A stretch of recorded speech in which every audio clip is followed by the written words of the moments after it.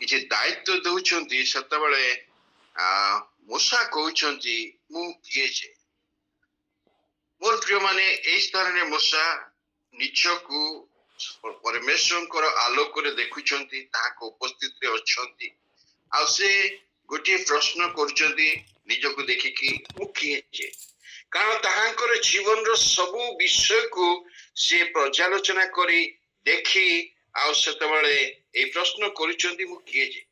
କାରଣ ଯେତେବେଳେ ଫାରୋର ଆଜ୍ଞା ଅତି ତୀବ୍ର ଥିଲା, ପ୍ରଖର ଥିଲା ଯେ ଇସ୍ରାଏଲର ପୁଅ ମାନଙ୍କୁ ମାରି ଦିଆଯିବ, ଝିଅ ମାନଙ୍କୁ ରକ୍ଷା କରାଯିବ, ଏଇ ପ୍ରକାର ଭାବରେ ଯେତେବେଳେ ସେ ଆଜ୍ଞା କରିଥିଲା ଏବଂ ଆଜ୍ଞା ମଧ୍ୟ କାର୍ଯ୍ୟକାରୀ ହଉଥିଲା। କିନ୍ତୁ ସେଇ ସମୟରେ ଫାରୋ ରାଜା 2 ଜଣ ନର୍ସକୁ ମଧ୍ୟ ଧାଇ ମଧ୍ୟ ସେ ନିଯୁକ୍ତ କରିଥିଲେ। ଆଉ ସିପ୍ରା ଆଉ ପୁୟାକୁ ଯୋଉମାନେ କି ଯିବେ ଆଉ ସେଇ ଜନ୍ମ ସମୟରେ ଯଦି ପୁଅକୁ ଦେଖିବେ ମାରିଦେବେ, ଆଉ ଝିଅକୁ ଦେଖି ବଞ୍ଚେଇ ରଖିବେ। କିନ୍ତୁ ଏଇ ପ୍ରକାର ପରିସ୍ଥିତିର ମଧ୍ୟରେ ସେମାନେ ମଧ୍ୟ ସଦାପ୍ରଭୁ ପରମେଶ୍ୱରଙ୍କୁ ଭୟ କଲେ ଏବଂ ସେମାନେ ସେଇ ପ୍ରକାର କାର୍ଯ୍ୟ କଲେ ନାହିଁ। ସେତେବେଳେ ରାଜା କହୁଛନ୍ତି ଆମେ ତୁମକୁ ପଠେଇଲୁ ଗୋଟେ କାର୍ଯ୍ୟ ପାଇଁ, ତୁମେ କାର୍ଯ୍ୟ କରୁନାହ, ତୁମେ ସେଇ ଶିଶୁ ମାନଙ୍କୁ ପୁତ୍ର ଶିଶୁ ମାନଙ୍କୁ ଛାଡି ଦେଉଛ। ସେତେବେଳେ ସେମାନେ କହୁଛନ୍ତି ଆମର ସେଇ ଏବ୍ରିଆ ସ୍ତ୍ରୀ ମାନେ ସେମାନେ ବହୁତ ସେମାନେ ଶକ୍ତିଶାଳୀ, ଆମେ ଯିବା ପୂର୍ବରୁ ସେମାନେ ପ୍ରସବ କରିଥାନ୍ତି। ଆଉ ସେତେବେଳେ ରାଜା ଆଜ୍ଞା ଆହୁରି ପ୍ରଖର ହଉଛି, ଆଉ ତାଙ୍କୁ କୁହାଯାଉଛି ଯେ ପିଲାମାନଙ୍କୁ ତୁମେ ପାଣିରେ ଫୋପାଡ଼ି ଦିଅ, କୋ ପିଲାମାନଙ୍କୁ ପୁତ୍ର ସନ୍ତାନ ମାନଙ୍କୁ ତୁମେ ପାଣିରେ ପକେଇ ଦିଅ। ଏଇ ପ୍ରକାର ଯୋଉ ଆଜ୍ଞା ଆସୁଛି, ଏଇ ଆଜ୍ଞା ମଧ୍ୟରେ ଆଉ ଆମେ ଦେଖୁଛୁ ଏଇ ସମୟରେ ଯୋକେବତ ଏବଂ ଅମ୍ରାମ ସେମାନେ ଗୋଟେ ଯୋକେବତ ଗୋଟେ ଗର୍ଭଧାରଣ କରିଛନ୍ତି ଏବଂ ସିଏ ଗୋଟେ ପ୍ରସବ କରିବାକୁ ଯାଉଛନ୍ତି। ଆଉ ଏଇ ସମୟରେ ନିଶ୍ଚିତ ଯୋକେବତ ପ୍ରାର୍ଥନା କରିଥିବେ, ଚିନ୍ତା କରିଥିବେ ବର୍ତ୍ତମାନ ତ ରାଜା ଆଜ୍ଞା ଅତି ପ୍ରଖର ହୋଇଅଛି, ଆଉ ଯଦି ମୁଁ ପୁତ୍ର ସନ୍ତାନ ପ୍ରସବ କରେ, ମୁଁ ତ ଜାଣେନି ଯଦି ପୁତ୍ର ସନ୍ତାନ ପ୍ରସବ କରେ ତାହେଲେ ତ ପାଖକୁ ମାରି ଦିଆଯିବ, ଆଉ କଣ କରିବି। ନିଶ୍ଚିତ ଯୋକେବତ ଗୋଟେ ପ୍ରାର୍ଥନାରେ ସେ ରହିଥିବେ, ଆଉ ଏଇ ସମୟ ମଧ୍ୟରେ ଅତି ଦୃଢରେ ସେ ପ୍ରାର୍ଥନା କରିଥିବେ ପ୍ରଭୁ ଏଇ ସବୁ ପରିସ୍ଥିତିକୁ ଆପଣ ନିୟନ୍ତ୍ରଣ ମଧ୍ୟ ରଖନ୍ତୁ, ଯଦି ପୁତ୍ର ସନ୍ତାନ ହଉଛି ସେ କିପରି ଭାବରେ ବଞ୍ଚିବ। ଆଉ ଠିକ ସେଇ ପ୍ରକାର ଭାବରେ ମୂଷା ଜନ୍ମଗ୍ରହଣ କରୁଛନ୍ତି। ଆଉ ଯେତେବେଳେ ସେ ଜନ୍ମଗ୍ରହଣ କରୁଛନ୍ତି, ଆଉ ଯୋକେବତ ଅତି ଯତ୍ନ ସହିତ 3 ମାସ ତାହାକୁ ଲୁଚେଇକି ରଖୁଛନ୍ତି, ଆଉ ଲୁଚେଇକି ରଖି ତାହାକୁ କିପରି ଭାବରେ ବଢେଇବେ, ଆଉ ସେଇ ପ୍ରକାର ସେ ଚିନ୍ତା କରି ବଢେଇ ଚାଲିବା ସମୟରେ 3 ମାସ ପରେ ଯେତେବେଳେ ଶିଶୁର ବ୍ୟବହାର ଆଉ ବଢିବାକୁ ଲାଗିଲା, ଆଉ ସେତେବେଳେ ସିଏ ଆଉ ଲୁଚାଇ ରଖି ପାରିଲେ ନାହିଁ, ଆଉ ସେଥିପାଇଁ ସେ ଗୋଟେ ଚିନ୍ତା କଲେ ଏବଂ କିପରି ଭାବରେ ସେ ପିଲାଟି ବଞ୍ଚିବ ସେଥିପାଇଁ ସେ ଗୋଟେ ଯୋଜନା କଲେ। ଆଉ ସେଇ ପ୍ରକାର ଭାବରେ ସେ ଗୋଟେ ଆମେ ଜାଣୁ ଏ ସତ୍ୟ ଘଟଣା, ସେ ଗୋଟେ ପେଢି ତିଆରି କଲେ, ଆଉ ନେଇକି ଯୋଉଠି ଫାରୋର କନ୍ୟା ଆସିବ ସ୍ନାନ କରିବା ପାଇଁ ସେଇ ସ୍ଥାନରେ ସେଇ ନଳବନରେ ସେ ନେଇ ରଖି ଦଉଛନ୍ତି। ଆଉ ମୁଁ ଚିନ୍ତା କରୁଥିଲି ନିଶ୍ଚିତ ଯୋକେବତ ସେଇ ଦୂରରେ ଠିଆ ହେଇକି ଦେଖୁଥିବେ ମୋ ଶିଶୁ ପୁତ୍ରଟି ପ୍ରତି କଣ କରାଯିବ, ସେଇ ଫାରୋର କନ୍ୟା ଟିକେ ଶୀଘ୍ର ଆସନ୍ତୁ, ଆଉ ସେ ପେଢି ଭିତରେ ସେ ଶିଶୁଟି ଅଛି କିପରି ଭାବରେ ତାକୁ ଉଦ୍ଧାର କରନ୍ତୁ, ରକ୍ଷା କରନ୍ତୁ, এই ପ୍ରକାର ଭାବରେ ସେ ପ୍ରାର୍ଥନା କରୁଥିବ। ଆଉ ଠିକ ସେଇ ପ୍ରକାର ଭାବରେ ମଧ୍ୟ ଆଉ ସେଇ ଫାରୋର କନ୍ୟା ଆସିଛି ସ୍ନାନ କରିବା ପାଇଁ, ଆଉ ସେ ତାହାକୁ ଉଠଉଛି, ଆଉ ତାର ଦାସୀ ମାନଙ୍କୁ କହୁଛି, ସେମାନେ ସହଚରୀ ମାନଙ୍କୁ କହୁଛି, ଆଉ ସେମାନେ ଆସିକି ତାକୁ ଉଠଉଛନ୍ତି। ଆଉ ଯେତେବେଳେ ନଉଛନ୍ତି ସେତେବେଳେ ତାର ଭଉଣୀ ମରିୟମ ବା ଯୋକେବତଙ୍କ ଝିଅ ମରିୟମ ସେ ସେଇଠି ଅଛି, ଆଉ ସେ ଯାଇ କହୁଛି ମୁଁ କଣ ଗୋଟେ ଧାତ୍ରୀ ଡାକିଦେବି କି। ଆଉ ଠିକ ସେଇ ପ୍ରକାର ଭାବରେ ଧାତ୍ରୀ ଡାକିବା ପାଇଁ ସେ ଯାଇକି ତାର ମାକୁ ଡାକି ଆଣୁଛି। ଆଉ ସେତେବେଳେ ସିଏ ସେଇ ରାଜକୋଷରୁ ପଇସା ପାଇ ଆଉ ଯୋକେବତ ସେଇ ମୂଷାଙ୍କୁ ବଢେଇବା ପାଇଁ ସେ ଲାଗୁଛନ୍ତି। ଆଉ ଏ ସବୁ ପଛରେ ଆମେ ଯଦି ଦେଖୁ ଯୋକେବତଙ୍କର ବହୁତ କିଛି କାର୍ଯ୍ୟ ରହିଅଛି ପ୍ରାର୍ଥନାର ସହିତ, ଆଉ ସେଇ ମୂଷା କିପରି ଭାବରେ ବଞ୍ଚିବେ ଆଉ ସେଇ ପ୍ରକାର ସେ କାର୍ଯ୍ୟ କରୁଅଛନ୍ତି। ଆଉ ଏଇ ସ୍ଥାନରେ ଆମେ ଦେଖୁଛୁ ଆଉ ଯେତେବେଳେ ସିଏ ଅଛନ୍ତି ଘରେ କିଛି ସମୟ ପାଇଁ ଯୋକେବତଙ୍କ ପାଖରେ, ଆଉ ନିଶ୍ଚିତ ମୁଁ ଚିନ୍ତା କରୁଥିଲି ସେ କହୁଥିବେ ମରିୟମକୁ, ମରିୟମ ତୁମେ ଟିକେ ରୋଷେଇବାସ କାର୍ଯ୍ୟ ଦେଖ, ଯୋକେବତ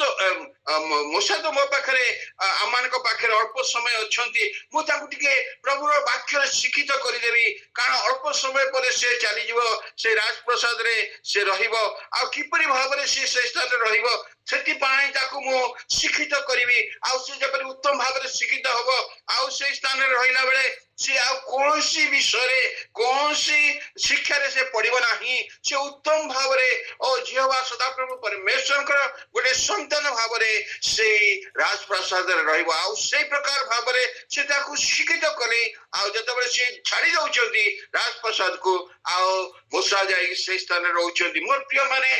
ମିଶ୍ରୀୟ ଲୋକମାନଙ୍କ ଗ୍ରହଣରେ ସେ ରାଜପ୍ରସାଦରେ ଏକମାତ୍ର ପ୍ରିୟ ବ୍ୟକ୍ତି ଯେ କି ମୂଷା ସେ ସ୍ଥାନରେ ସେ ରହୁଛନ୍ତି ଏବଂ କୌଣସି ବିଷୟରେ ସେ ଚିନ୍ତା କରୁନାହାନ୍ତି, ବା କୌଣସି ଯୋଉ ମିଶ୍ରୀୟ ମାନଙ୍କର ଦେବାଦେବୀ ଯାହା କିଛି ଅଛି ସେ ସବୁ ପ୍ରଲୋଭନରେ ସେ ପଡୁନାହାନ୍ତି, ସେ ଯେପରି ଭାବରେ ଶିକ୍ଷିତ ହେଇଛନ୍ତି ସେଇ ପ୍ରକାର ଭାବରେ ସେ ସେଇ ସ୍ଥାନରେ ଓ ପ୍ରଭୁ ସଦାପ୍ରଭୁ ପରମେଶ୍ୱରଙ୍କ ନିମନ୍ତେ ସେ ଠିଆ ହଉଛନ୍ତି, ସେ କାର୍ଯ୍ୟ କରୁଛନ୍ତି, ଏବଂ ଯେତେବେଳେ ବୟସ ପ୍ରାପ୍ତ ହୋଇଅଛନ୍ତି ସେତେବେଳେ ସେ ତାଙ୍କର ଲୋକମାନଙ୍କ ନିକଟରେ ଯେପରି ଭାବରେ କାର୍ଯ୍ୟ କରିପାରିବେ ସେଥିପାଇଁ ସେ ବାହାରିଛନ୍ତି ଏବଂ କାର୍ଯ୍ୟ କରିବା ପାଇଁ ଯାଇଛନ୍ତି, ମିଶ୍ରୀୟ ଯୁବାକୁ ମାରିଛନ୍ତି, କିନ୍ତୁ ସେମାନେ ତାହାକୁ ଗ୍ରହଣ କଲେ ନାହିଁ। ଯେତେବେଳେ ସେ ବଧ କରିବା ବିଷୟ ଯେତେବେଳେ ପ୍ରକାଶ ପାଇଗଲା ସେତେବେଳେ ତାହାକୁ ଲୁଚିବାକୁ ପଡିଲା, ସେ ମିଦିଅନକୁ ପଳେଇଗଲେ। ଆଉ ଏଠି ମିଦିଅନରେ ଆସି ଯେତେବେଳେ ସେ ମେଷଗଣକୁ ଜଗୁଛନ୍ତି, এই ପ୍ରକାର ସମୟରେ ସଦାପ୍ରଭୁ ପରମେଶ୍ୱର ମୂଷାଙ୍କୁ ଦର୍ଶନ ଦେଉଅଛନ୍ତି, ଆଉ ମୂଷା ଯେତେବେଳେ ତାହାଙ୍କ ସମ୍ମୁଖରେ ଅଛନ୍ତି ଆଉ ସେ ତାହାଙ୍କ ସହିତ କଥୋପକଥନ କରୁଅଛନ୍ତି, ଆଉ ସଦାପ୍ରଭୁ ପରମେଶ୍ୱର କହୁଛନ୍ତି ମୂଷା ତୁମେ ଯିବ,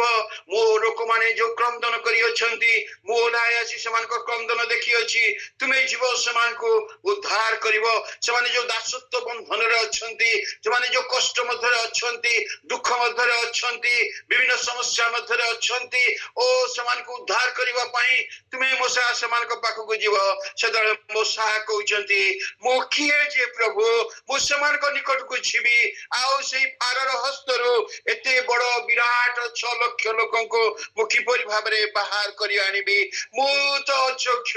ମୋର ଜୀବନରେ ସେପରି କୌଣସି ବିଷୟ ନାହିଁ, ମୁଁ ତ କଥା କହିପାରେ ନାହିଁ, ମୋର ଜ୍ଞାନ ନାହିଁ, ମୋର ବୁଦ୍ଧି ନାହିଁ, ମୁଁ କିପରି ଭାବରେ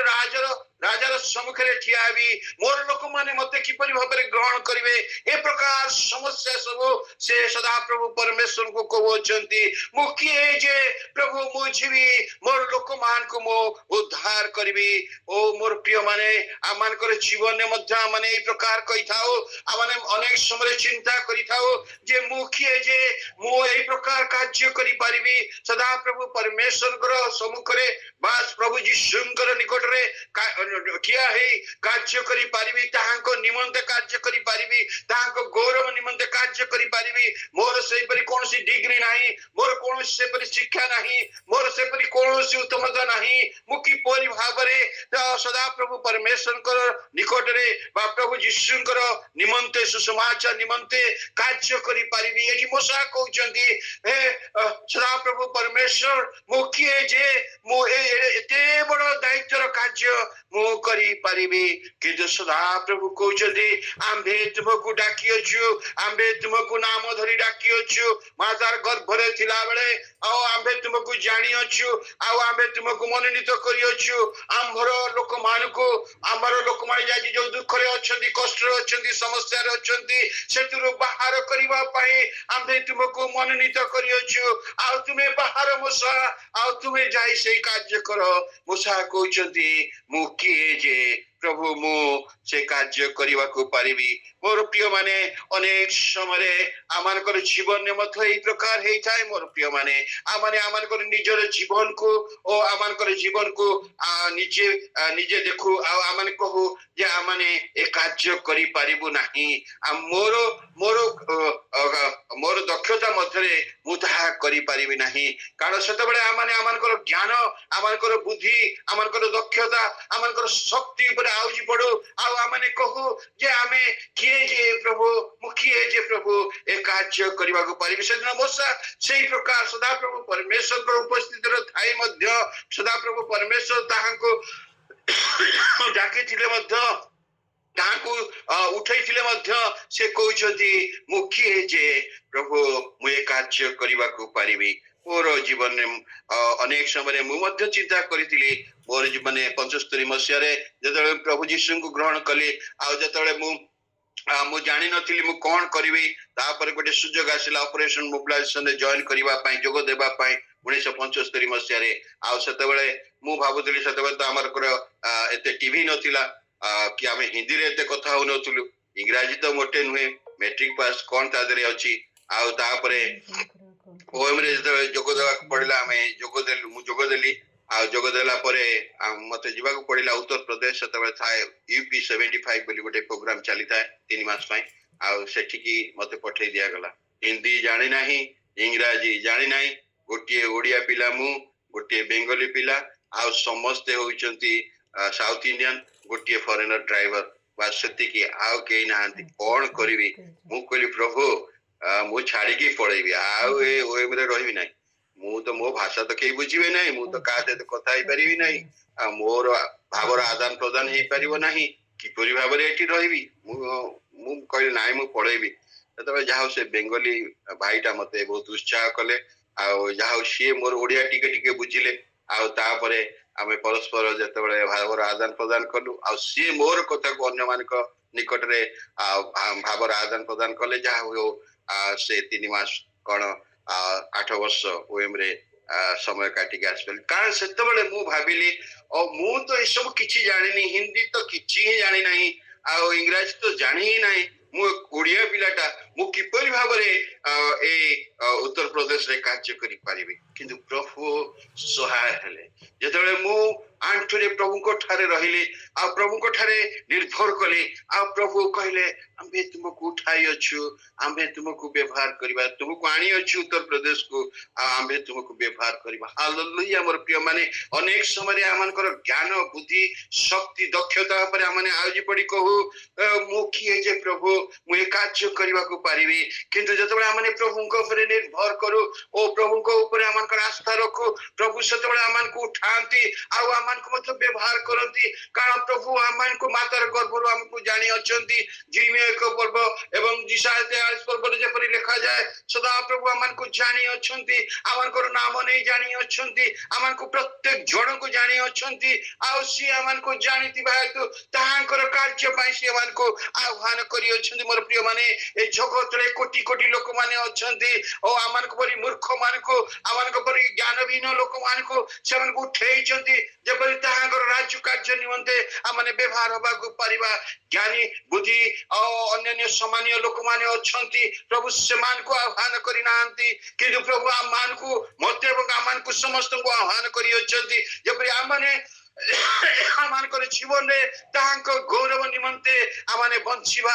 କାରଣ ସିଏ ଆମମାନଙ୍କୁ ତାହାଙ୍କର ରକ୍ତ ଦେଇ କିଣି ଅଛନ୍ତି, ତାହାଙ୍କର ବହୁମୂଲ୍ୟ ରକ୍ତ ଦେଇ କିଣି ଅଛନ୍ତି, ପୁତ୍ରତର ଅଧିକାର ଦେଇଅଛନ୍ତି, ଆପା ପିତ ବୋଲି ଡାକିବା ପାଇଁ ସୁଯୋଗ ଦେଇଅଛନ୍ତି, ଏବଂ ଏକ ରାଜକୀୟ ଯାଜକ ବର୍ଗ କରିଅଛନ୍ତି, ଏକ ମନୋନୀତ ବଂଶ କରିଅଛନ୍ତି। ତାହାଙ୍କ ଗୌରବ ପାଇଁ ବ୍ୟବହାର କରିବା ପାଇଁ ସିଏ ଆମମାନଙ୍କୁ ବାଛିଛନ୍ତି। ମୋର ପ୍ରିୟ ମାନେ, ମୋତେ ଏବଂ ଆମମାନଙ୍କୁ ସମସ୍ତଙ୍କୁ ସେ ବାଛିଛନ୍ତି, ଯେପରି ଆମମାନଙ୍କର ଜୀବନରେ ଆମେ ତାହାଙ୍କ ନିମନ୍ତେ ବ୍ୟବହାର ହବା, ଆମେ ତାହାଙ୍କ ନିମନ୍ତେ ଠିଆ ହବା। ଏ ଜଗତକୁ ପ୍ରଭୁ ଆମମାନଙ୍କୁ ସେଇଥିପାଇଁ ଆଣିଅଛନ୍ତି, ତାହାଙ୍କର ଗୌରବ ପ୍ରଶଂସା କରିବା ପାଇଁ, ତାହାଙ୍କର ସ୍ତୁତି ବନ୍ଦନା କରିବା ପାଇଁ, ତାହାଙ୍କ ନିମନ୍ତେ ବଞ୍ଚିବା ପାଇଁ,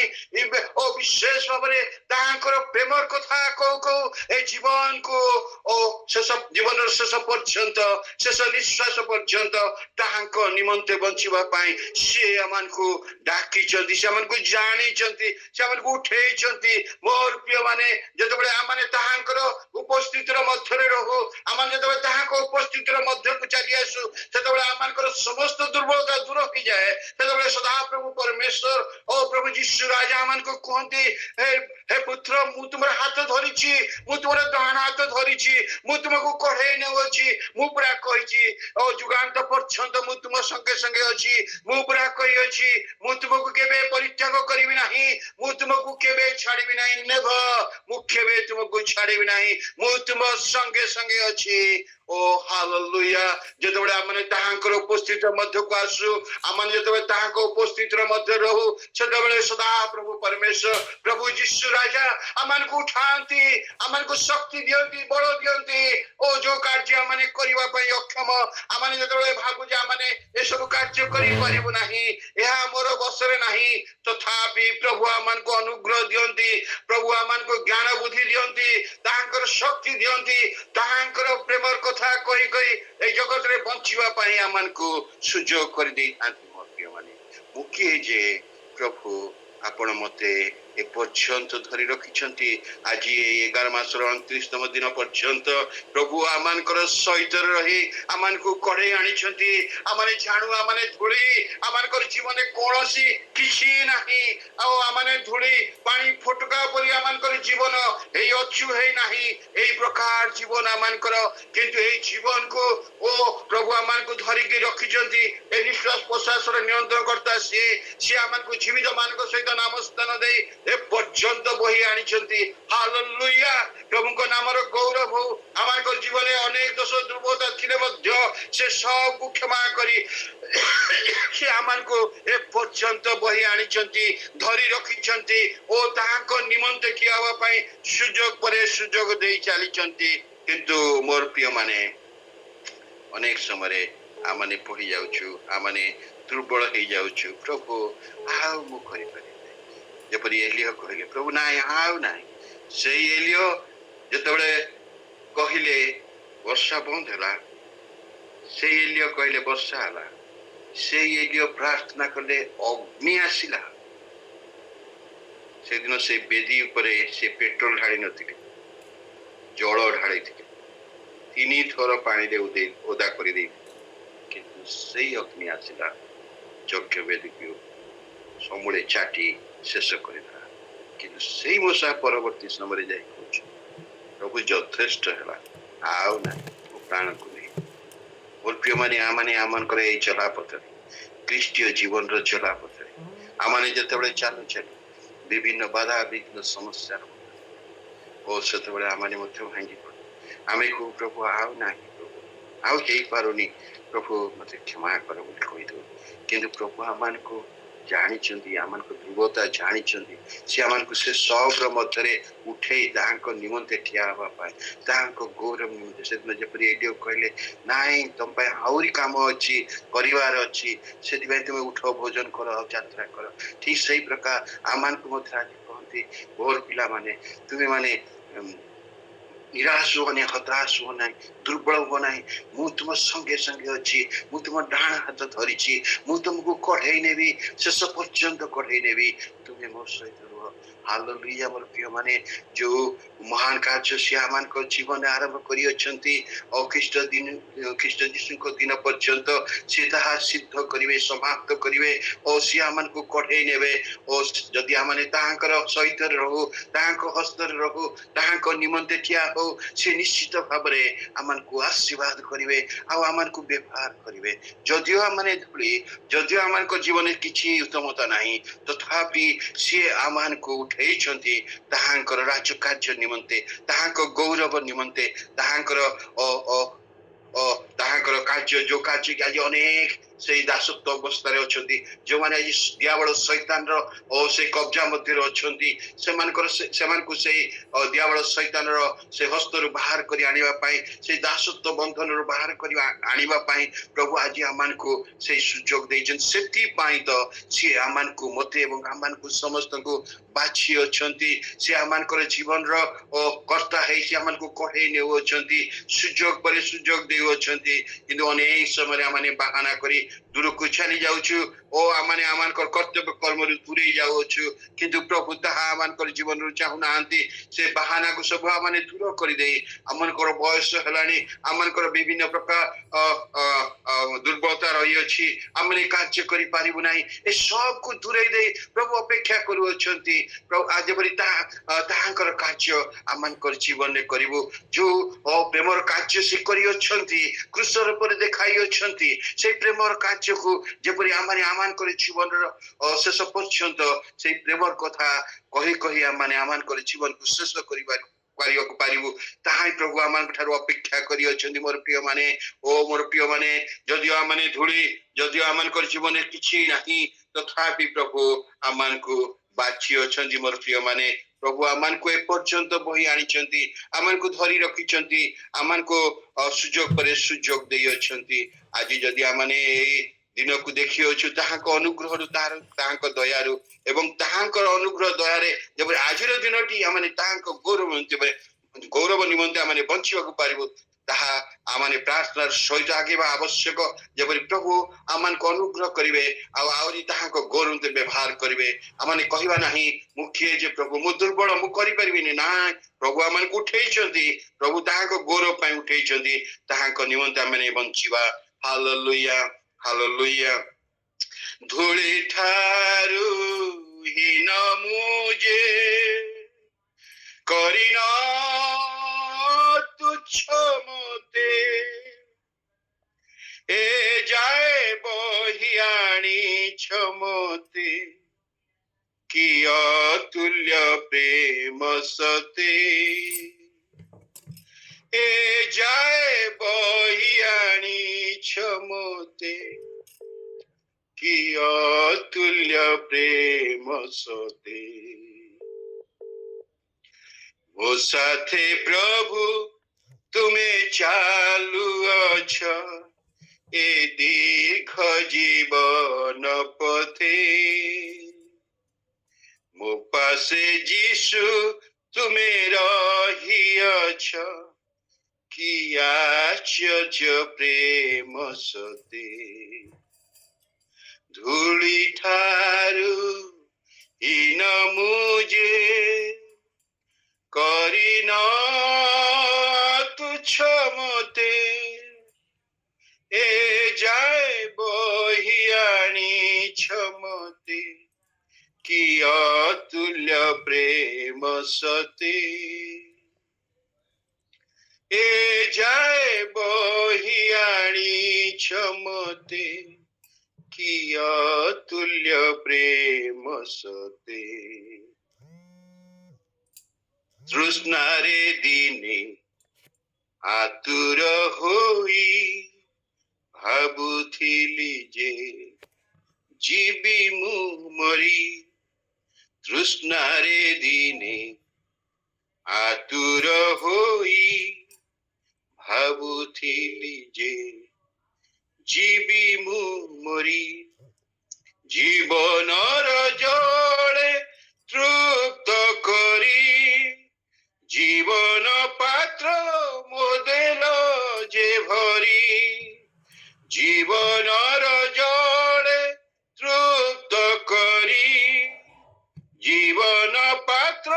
মোদেল যে ভরি এ যায় বহি আনিছ মতে কি মধুর প্রেম সতে